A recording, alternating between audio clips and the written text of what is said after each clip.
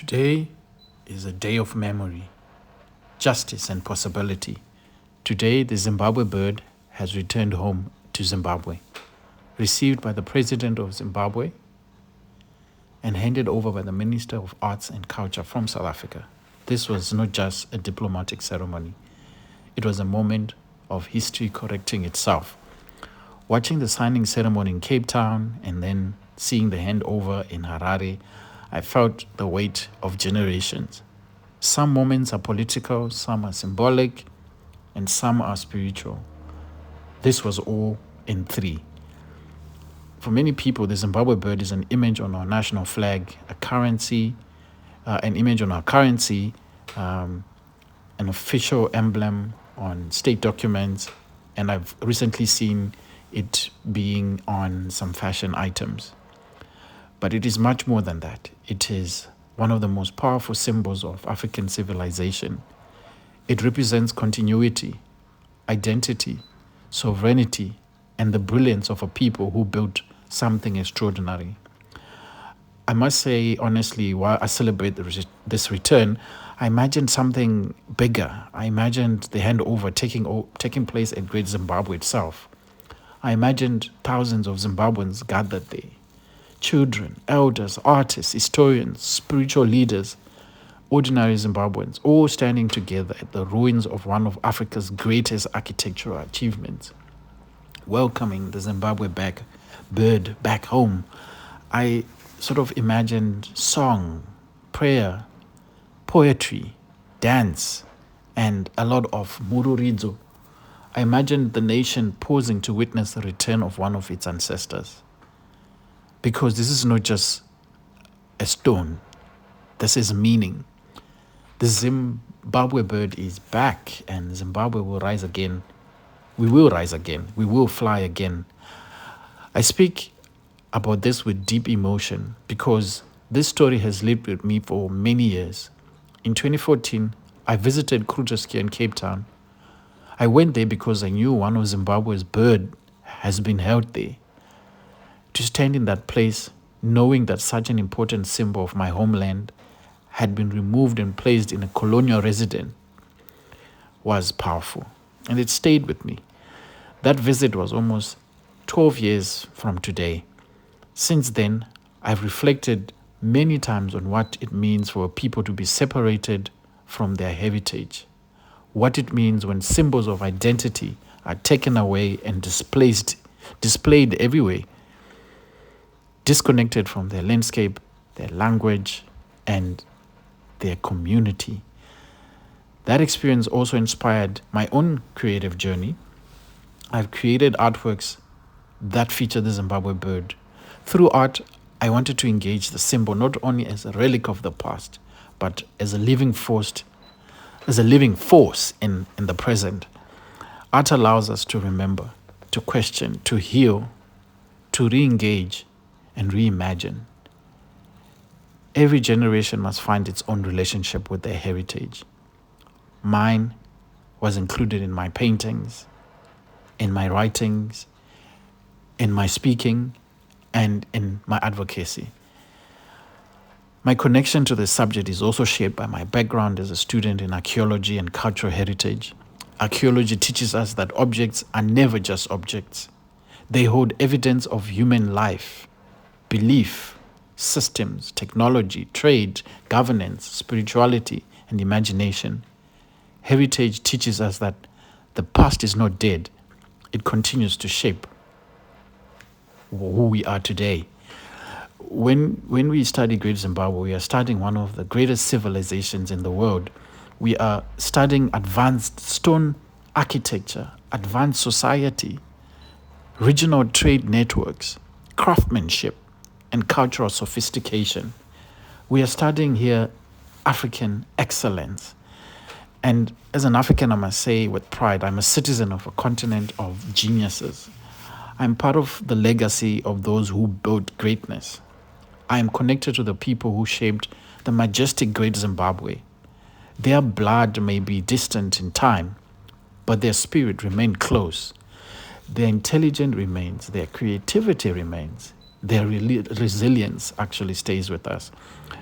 For long, colonial narratives have tried to deny that Africans built such achievements. For too long, outsiders attempted to claim authorship over sort of African greatness. But the stone speaks for themselves. The bird speaks for themselves. And Great Zimbabwe stands there and speaks for itself. The history of the removal of these many cultural artifacts from their home bases by colonial powers across the continent, sacred objects, royal regalia, human remains, manuscripts, sculptures, and ceremonial treasures were taken during conquest, coerced, theft, and unequal systems of control. This was not collecting in an innocent sense. It was domination. When a people are stripped of their memory, it becomes easier to rule them. When symbols are removed, identity is weakened. When heritage is displayed everywhere without justice, inequality continues. This is why repatriation matters. Repatriation is not about revenge. It's not about closing museums and rejecting international exchange. It's about dignity. It's about historical accountability. It's about restoring relationships between people and their heritage. The return of the Zimbabwe bird is proof that repatriation is possible. It shows that governments can act, institutions can listen, heritage can move forward. And this should not be the end, it should be the beginning. There are many artworks and cultural objects from Zimbabwe that remain outside the country. Some are in private collections, some are in major institutions, some are in museums that have benefited for decades from displaying African treasures, whilst communities of origin have little to say about their future. This conversation must continue, including with institutions such as the British Museums and others around the world that hold African material culture acquired during colonial period. Each case may be different, but the principles remain the same: justice, transparency, dialogue, and return where appropriate. Imagine what it means for a young Zimbabwean to encounter their own heritage at home. Imagine school children seeing these objects not in foreign museums or textbooks, but in a museum in Zimbabwe. Imagine scholars researching them locally. Imagine artists drawing inspiration from them. Imagine tourism strengthened by the authentic heritage experience. Imagine a nation reconnecting with its story through the presence of its own treasures. Heritage is also economic. Heritage is educational. It is psychological. Heritage is nation building. And let me remind everyone, returning object is not losing culture. It's sharing responsibility.